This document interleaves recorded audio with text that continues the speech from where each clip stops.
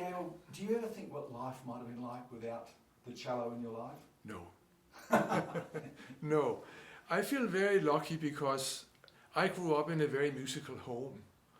And my earliest memories are of my mother and father playing together the Schubert sonatinas for violin and piano, you know. They were amateur musicians, and the house was always full of music, you know. And I had two brothers, and we all played instruments together. Anyway, I remember very, very young, I don't know how young, like a tiny boy, falling asleep listening to my parents playing, you know, and I know all these Schubert sonatinas from memory, you know, because I heard them then, and it made me feel very secure and happy, you know. And tell me, when did the cello, was this your first instrument, or did you start on piano first of all, or did you sing? When I was very young, my mom set me at the keyboard and started teaching me the piano. So I remember playing through all these little inventions by Bach and other children music on the piano, you know. So that was my first instrument, the piano. But it was not very serious, you know. But my second instrument was actually the guitar, because my father played the violin and he was obsessed with this wonderful Danish jazz musician called Svend Asmussen. He was famous, you know, in the jazz circles. And we watched on TV, I remember him playing violin with a Swedish guitar player. They had a duo. And they played all these wonderful pieces my dad loved from his youth, you know, swing and evergreens they were called, you know, and little jazzy numbers. So he said, you have to learn the guitar. So he had a friend who played the guitar, so I learned the guitar. And eventually I actually had a jazz band with my biology teacher. What sort of age were you at that point? I don't know. I couldn't be too young. Yes. I mean, I was young when I started making noise on the piano. Yes. Yes. But the cello came later. And how did that happen? Oh, my father said, well, we need a cellist for our trio. So they could have a trio, you know. Maybe they got tired of playing only piano and violin duos, you know. So I remember I had to play this Corelli Golden Sonata, it was called, or something. So he bought me a cello, and I started learning it. And in retrospect, I realized that I had a very good teacher at first for beginners. You know, it was a lady who lived not so far away, who was state, what's it called in English? She was checked by the Danish government agencies for pedagogy, you know. She was a very statsprøvet musikpædagog, it's called. Right. Yeah, and I realized afterwards that she gave me exactly the right things to learn from. So she was a very, very good teacher. And did you obviously took to the cello very quickly? I did, yeah. And did you feel just incredibly happy playing the cello? Incredibly what? Happy playing the cello. Happy? Yes. Oh yeah, I felt very happy playing with my parents, you know, and also intrigued by making sounds on the cello, of course, yeah. And moving from this very well-qualified lady who lived close by, where did your cello journey take you from there? Well, first there was the tuba journey. Yes. Because at my elementary school there was a brass band orchestra, and they needed a tuba player. So the conductor came to me and said, you should learn the tuba. So I said, okay. So he gave me a tuba. And it was just like a horn like this, you know. Yes. But the orchestra had actually bought a huge sousaphone. Yes. You know, it goes several times around. That's right, yes. I couldn't have been too small then because I was sort of a pretty strong young kid, you know. Yes. Yes. But I got this tuba that just sat in your lap, and I went to the piano, and you know, I started blowing notes on it. Yes. And I was very intrigued because, you know, I thought it would be C and G or something like that, you know. Yes. But it was a B flat and E flat. Okay. And I never heard of transposed instruments before, you know. Right. And then I've used the valves and I worked out what they did. Yes. And then from that I constructed a scale. So I practiced scales on the tuba. And it sounds as though you're the greatest loss to the tuba world. Who knows? Yeah, you're wasted on the cello. But you know, I had lots of fun because there were a lot of pretty girls in that brass band, you know. And there was also a section of them that played drums and flutes. Yes. So we marched through Danish cities, you know. Yes. They engaged us and we marched in the streets and played our little marches and nice, pretty tunes. Yes. And I discovered something really funny because I was always going boom, boom, boom. And if I went a little bit faster, they all went faster. And if I went a little bit slower, they all went slower. So they were always fun, with playing my instruments that I played. So it sounds as though that you had a really fun times. I did. That set you up for your life as a performer and as a teacher, didn't it? Yeah. Yes. And my two brothers, they both became very good. One played the saxophone, and the other one played he played various instruments, but then he focused on the double bass and the bass guitar. Right. And then he got very good at playing jazz. He had his own jazz band, and he was obsessed with this Georg Pastorius. I don't know if you've heard of him. He was the electric bass player in some big bands in New York. For instance, the one called Weather Report. Yes. And some of my favorite records are still with Georg Pastorius playing. He was the most incredible electric bass player. And also, of course, Pat Metheny. He's one of the greatest American guitar players. And when they were very young, they made an album which is regarded as absolutely classical called Bright Side's Life. Just Pastorius and Pat Metheny and a drummer. Yes. And it's still one of my favorite recordings. The imagination in the music making is so spectacular, And since then, he's become very famous. And often they got the prize in America for the best contemporary jazz piece or the best whatever. He got lots of prizes. But so I had lots of fun playing, and also I had a band with my biology teacher, I told you, yes. in grade school. Yes. But the cello gradually took over. Yes. And I remember learning a piece like the Saint-Saëns cello concerto. Yes.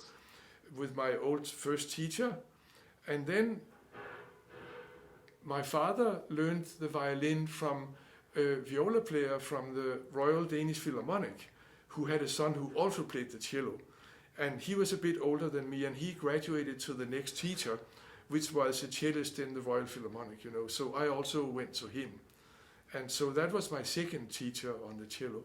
Yes. And I didn't have that many lessons, I remember, but I made a lot of quick progress because I practiced a lot. So when you say practice a lot, how much practice are we talking about? Every day. Yes. Not too much. Because if I practiced too much, the lady who lived underneath, she would bang a hammer on the hot water system that heated the flats we lived in, And I realized then that was enough. Yes. But I remember some very funny things happening, like I had discovered Bach on the solo cello, right?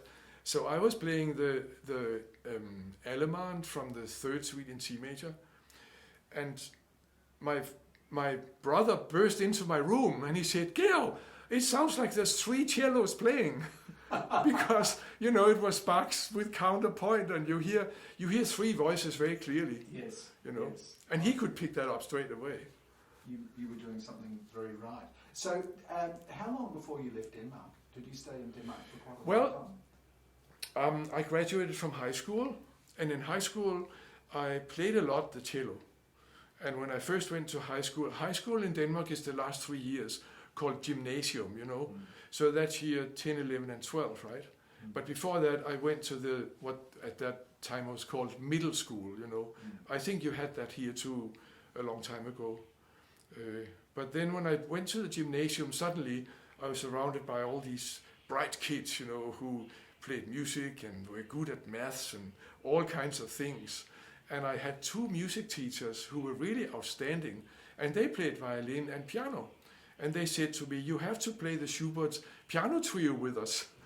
So I did. And I remember I've never heard such beautiful music in my entire life. The Schubert trios. Absolutely. He wrote 2.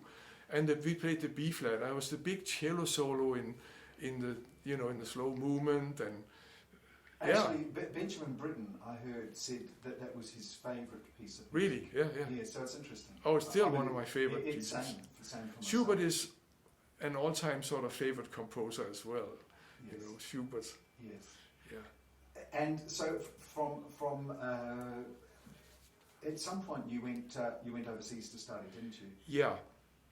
Was that So what happened was hard that leaving Denmark? my teacher from the Royal Philharmonic, he had taken lessons from Paul Tortelier, and Tortelier came to Copenhagen to play as a soloist. And so my teacher said, "You have to play for Professor Tortelier." So I said, "All right." And then he just took me up backstage after Tortelier had played and said, "This is my student, and I want him to play for you." So I didn't bring a cello or anything. So Tortelier gave me his cello to play on. So I played something for him, and he said, "That's good." He said, "You should come to Paris and learn from me." And so eventually I did. Yes. Yeah. And was it hard leaving Denmark and going to a different country? It was very exciting. Yeah.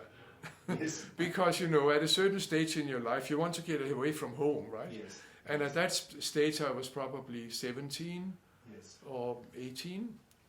So it was very exciting. And I was lucky I got a scholarship from the French government that paid for all the expenses and put me up in Cité Universitaire, where all the international students lived, So that was a very, very exciting time in my life, because now I was surrounded by all these wonderful cellists who were much better than me, and that was fantastic. We had 2 masterclasses a week, and everybody played for each other. And by this stage, how much practice were you doing since you'd moved away from the lady with the hammer on the on the beating system? Well, I think I practiced probably 4 to 5 hours a day. Yes. Yeah. Yes. I asked Tortelier how much you should practice. He said 4-5 hours maximum. He said, after that you're too tired. Very interesting. But it's it depends on the person. My teacher in Denmark, he said he couldn't practice for more than half an hour. Then he had to take a break. He was exhausted. I was never like that. I could practice a lot, without getting tired. Yes. So. Yes. And from Paris, where did life take you? Well, I studied in Paris only for 2 years, because when I came home on summer holidays, one of my friends said to me, "Oh, you have to audition for the orchestra in the Tivoli Gardens. It's called Sjælland Symfoniorkester, and because they take casuals." So I auditioned, I played at Dvorak, and they took me. So when I was home on summer holiday, I played in the Tivoli Garden Orchestra as a young person. Yes. As a casual, and that gave me sort of an insight. I made a lot of new friends who were all professionals, Yes. and there was also a very exciting time for me. So at that point in your life, where did you see your cello career taking you? Did you see yourself as a soloist, as a chamber musician, or orchestral player, or all three? I never thought of it like that. I just wanted to play the cello, But I always played the cello in other groups, like before I went to Paris, somebody said, "Oh, you should join us, we are going to do blah, blah, blah, and there was a Danish orchestra, the Danish Youth Orchestra. I had friends who said, "You should audition for that." And so I did, and they accepted me straight away. I sat next to the principal cellist, who was an engineer by profession. So I had great experiences with that, because I graduated from high school in '65, and that summer they went up and had a music camp. And our conductor was the principal clarinetist in the Danish Radio Symphony. He conducted the Danish Youth Orchestra. But who came to instruct us was the Prague Quartet from Czechoslovakia. And I never forget that first evening we were at that camp, because they would play for us. And you know what they played? They played the Bartók Fifth Quartet, which was like a complete revelation to me. And then they played the Mozart Clarinet Quintet with our conductor. And then they played the Dvorak American Quartet. And it just absolutely bowled me over, because sitting next to these fantastic musicians, and they looked very, very exotic. All their wives had very exotic, colorful clothes. You know, we were from the far north, they were from the far south. You know, Yes. and they all looked like gypsies to me. Yes. But you know, the Prague Quartet was one of the great quartets in the world. They were very, very sophisticated musicians. And the amazing thing was that they were for residents for a while in New Zealand. Yeah, yeah. And All right. I heard them play the Mozart Clarinet Quintet and Bartok as well. Wow. So there's a connection there. Yes. Yeah. They were extraordinary. Yeah. They were an extraordinary quartet. Yes. The leader had the longest fingers I've ever seen on a violin. They were really long and skinny. I Yes. still remember him in his silhouette, you know, playing the fiddle. Yes. They were fantastic musicians. Yes. And we wanted to play, I had a group of friends there. By the way, I played the Brahms double concerto with my friend there at that music camp. Yes. That was the first time I had an opportunity to play as a soloist with a whole orchestra. Yes. So that was also a big experience for me. And also I played the first movement of the Dvorak concerto. And there was this guy who played the bassoon in the orchestra. He was a photographer. So he took pictures of me, you know, when I played the Dvorak. We just sort of ran through it, you know. And then afterwards he came up to me and said, wow, I never realized before how much hard work it is to play a piece like that. You know, it's an awful lot of hard work to play the Dvorak concerto, which I realized at that time. Now, Georg, you are renowned as a most fabulous teacher. At what point in your musical career did you start teaching the cello? Well, when I returned to Denmark after Paris, I'm not sure why I left Paris. I felt I'd been there for long enough and I've learned a lot, you know, and I wanted to sort of assimilate that. But there was also financial issues, you know, because, well, in '69 when I left the Paris Conservatoire, it was all chaos there because there was a big strike, remember strikes, and students, they were all in revolt. So Paris was sort of less attractive at that point. So when I went back to Denmark, the orchestra in Tivoli, they offered me a contract for a year. So I thought I could use that money, you know. So for the first time in my life, I actually could make money. And so I didn't think of that in terms of other things at that time, you know. But I just thought it would be very exciting to play in a big symphony orchestra, you know. And they gave a lot of concerts around in Denmark and toured, you know. But at the same time, I was told about a permanent position in the Royal Danish Philharmonic. And that was like in May when I came back and I played in the other orchestra for a while. And that I practiced a lot for that audition. And then they gave me the position. And 2 months later, the principal cellist died. So they offered me for just to take his position, you know. And later on there was a competition for it, an audition. So I became what's called a solo cellist in that orchestra. Well, then immediately I had a string quartet because some of my friends from the orchestra, he was very keen, Michael Malmgren, he was a wonderful violinist and he was a co-concertmaster and he had a great love for chamber music.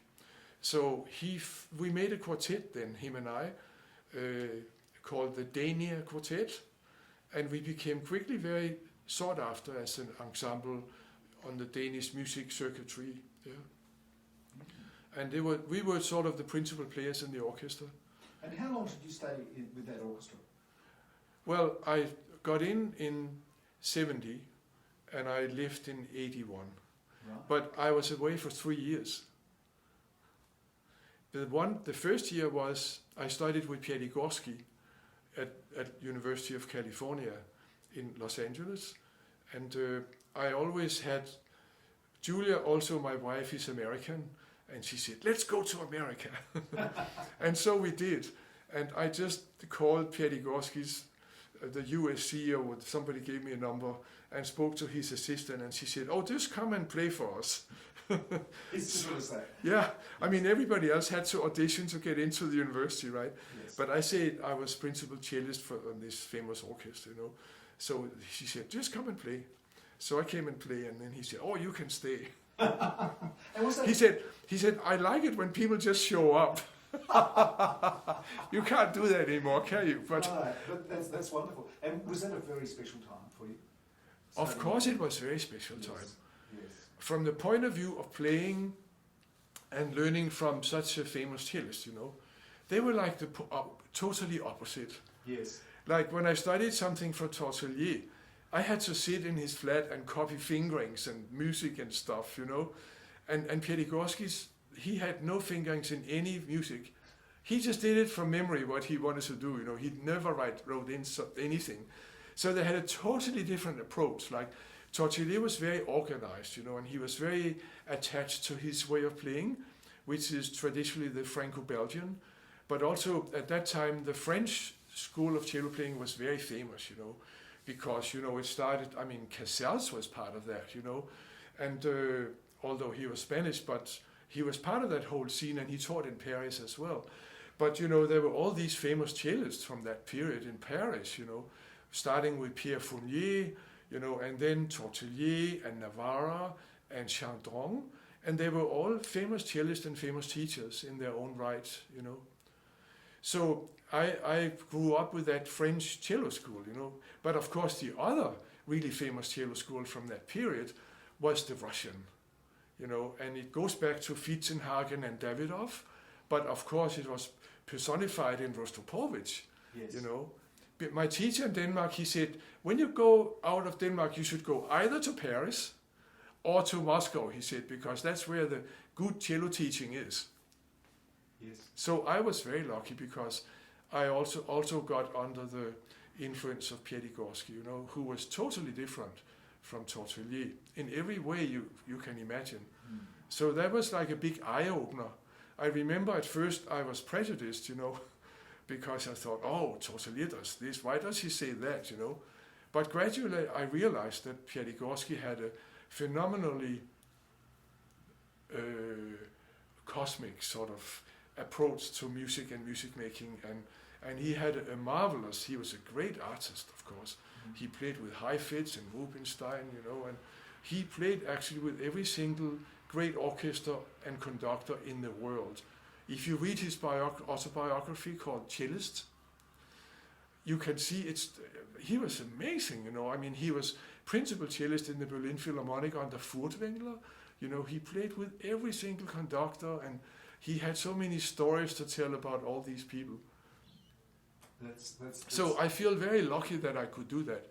Misha Maisky, Yes. he says to everybody, oh, I'm the only cellist in the world who studied with both Rostropovich and Piatigorsky. Yes. Well, I can say equally that I'm the only cellist in the world who studied with both Tortelier and Piatigorsky. So I feel very lucky and privileged that I've been able to do that. Yes. Now, Georg, after your time in California, where did life take you? So I had 1 year's leave. Yes. And, one of my students, Claire Rowe, early students from here, she got into the Sydney Symphony when she was just graduated as undergraduate, and they immediately gave her a position there. And then she wanted to have leave to go and study in England with Ralph Kirschbaum, because she felt she wanted to learn more, she was too young. They wouldn't give her leave. So she just resigned, and she went there. Yes. And she was very happy because she ended up playing, with the best orchestras in Britain, and she's been permanent with the BBC Philharmonic. Yes. I have 2 students in that orchestra. Yes. Yeah, but the reason I tell you this is when I applied for leave from the Royal Philharmonic in Copenhagen, because Michael Malmgren, my violinist from the quartet, he wanted a year's leave too. So we all took a year's leave, and they paid us for that. Yes. How wonderful. Yeah, so I could go there and study with Piatigorsky, and they paid me for that, and I came back, You said you took 3 years leave from the yeah, orchestra. the other 2 years was that after 10 years playing in the orchestra, I thought, oh, maybe I need to do something different. And Julia also, because she's American, she said, oh, maybe we could try something different, And so I applied for some university positions in the States and also in New Zealand, because a friend of mine had lived in New Zealand, so he knew about a job there at Auckland University. So I applied for that and I got it. So I applied for 2 years leave from the orchestra, and the rule is you can have 3 years leave, and that's sort of a maximum, you know. Then they think you are well educated enough, maybe. I'm not sure. But you know, so I was for 2 years in New Zealand, and that was my first official teaching job, yeah. But as a member of the Royal Philharmonic in Copenhagen, I taught some students because they came to me, their parents, you know, who were musicians in the orchestra, said, oh, I have a 9-year-old girl, do you want to teach her? Yes. So I got some experience in teaching some beginners and also some more advanced ones. And one of my students from Denmark, when I left, he said, what shall I do now? When I went to Auckland, I suppose. I said to him, you should go to Lübeck, because there's a fantastic Russian cellist. I knew it only from buying his LPs, you know. Yes. And he was a famous student of Rostropovich. What's his name? So he went there and studied with him in Lübeck and became his assistant. Right. And now he's himself professor in Lübeck. And he was his assistant, and he's one of the 2 best cello teachers in the world. Yes, that's fantastic. And tell me, how did you find New Zealand? And take into account that I'm a New Zealander, so be kind about my country. Well, New Zealand, we had the most wonderful time, you know. We lived there for 2 years, and we lived in the Henderson Valley, which is absolutely beautiful, you know. It's a gorgeous place. And it was very interesting to teach, and of course I performed a lot too. You know, I performed a lot in Denmark, chamber music and orchestra, you know, and also chamber orchestra. In Denmark, my friend Michael established an orchestra, a chamber orchestra, which still exists, called the Copenhagen Chamber Soloists. So I played in that, and we gave a lot of concerts. But in New Zealand, of course, I started playing more also as solos with orchestra. I played with all the orchestras, you know, Christchurch and Auckland, and not in Wellington. They were sort of too far away. Yes. But and I played a lot of chamber music with my colleagues there, and I enjoyed it tremendously, you know. But after 2 years, I wrote to my orchestra, said, "Can I have more leave?" And they said, "No, we need you. Yes. Either come back or stay away." Yes. So for a whole month we discussed it. One day we said, "Oh, let's stay. It's so beautiful. We have such a good life here, you know." And the next day we say, no, we missed the big city and the big music scene and so on, you know. Eventually we went back. Yeah. And did you have any regrets about going back? Pretty soon, yes. I thought, why am I back in this orchestra, you know? You know, after 10 years in a great orchestra, you still get sort of a little bit, you start getting critical of conductors, because you've done. In the Royal Philharmonic, we had some of the greatest conductors in the world, you know, and we had Bernstein, you know, we had all the famous ones. They came and conducted us, and then of course with the normal ones who do the ballets and it was like the Vienna Philharmonic. It does both symphony concerts and ballets and opera. We did a lot of opera, you know. And we played a series of symphonic concerts every year.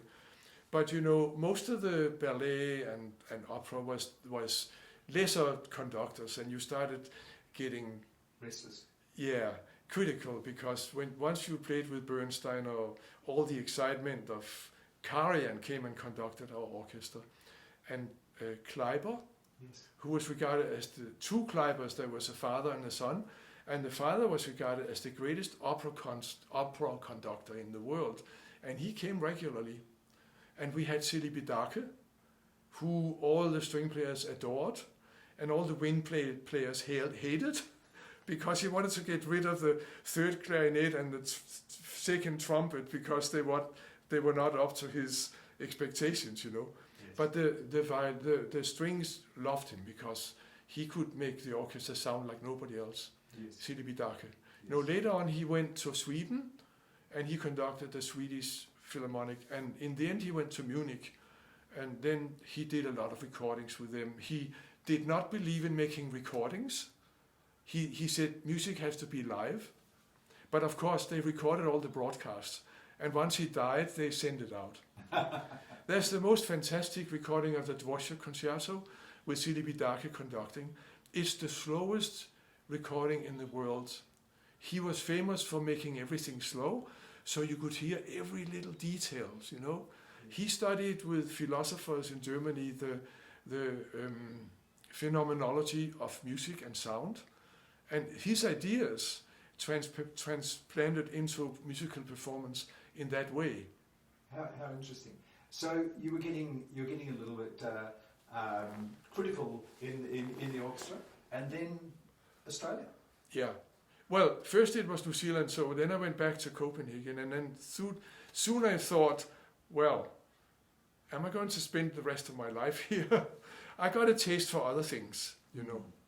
And, you know, the thing is, once you've done all the great symphonies with the great conductors, then when you have a lesser conductor, you remember the excitement of the great event. So that's why you get critical, you know. Yes. I mean, playing in orchestra is great, you know. It is. I would have loved to stay there. Yes. I remember sitting down for a performance and your mind goes sort of quiet and then you're ready to go with the music, you know. And that feeling is a wonderful feeling, no matter what music you play. But what happened was that the head of strings in Auckland University, he actually, when I left, he also left and he came to Adelaide. And he was head of strings in Adelaide. And then he wrote a letter to me saying, "What are you doing? We have a cello position here." And how long did it? So I sent a tape and they took me again. And how long did it take you to decide to take that position? It didn't take that long. No. Yeah. But I was still in Denmark back for 2 years, I think, before we went back to Australia this time.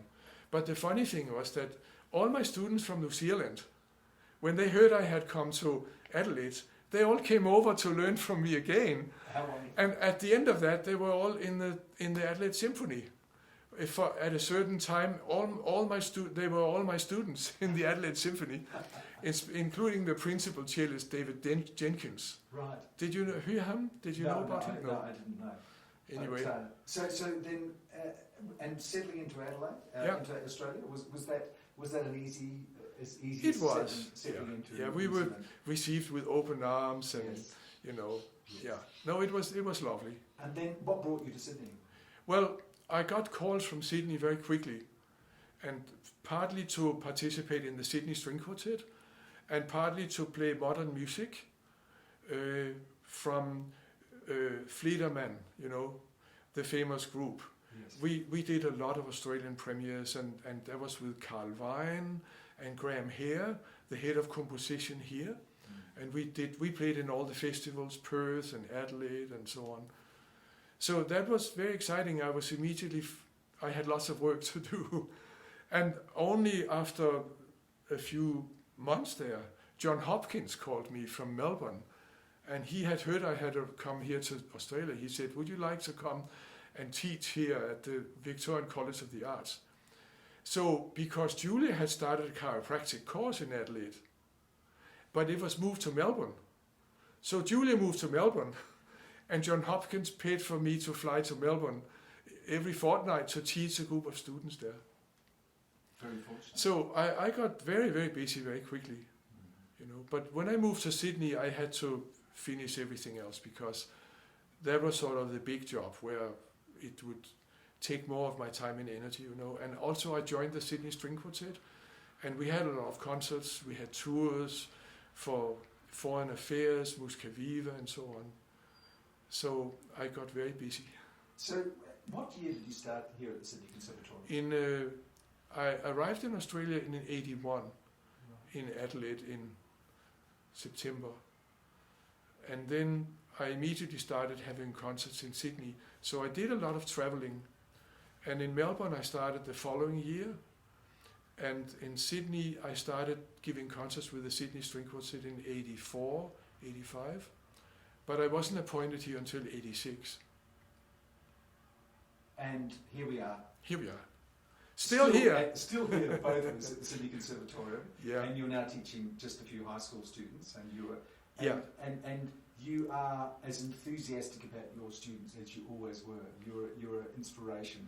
When I meet you in the corridor, you're always excited about your students. I think so, Yes. yeah. Look, I'm lucky I have wonderful students and wonderful colleagues, you know. I mean, the string department here is really second to none that I've ever experienced. With Alice Wadden, she was one of the foremost violin teachers in the world, you know. She studied in Moscow for many, many years and had a special gift for teaching. And Piatigorsky, you know, it was always his students who won the competitions and the estetfords and so on, you know. And now we have another wonderful Russian next to me in the room, Vladimir Gorbach. Yes. And he's one of the best guitar players and teachers in the world, I'm sure. And, And Götz, you know, who has more knowledge than anybody else in pedagogy. He's also a philosopher of some renown. yes. Yeah, and everybody else, Ole Bøhn. Yes. Ole Bøhn is an incredible person, musician and so on. You know, he was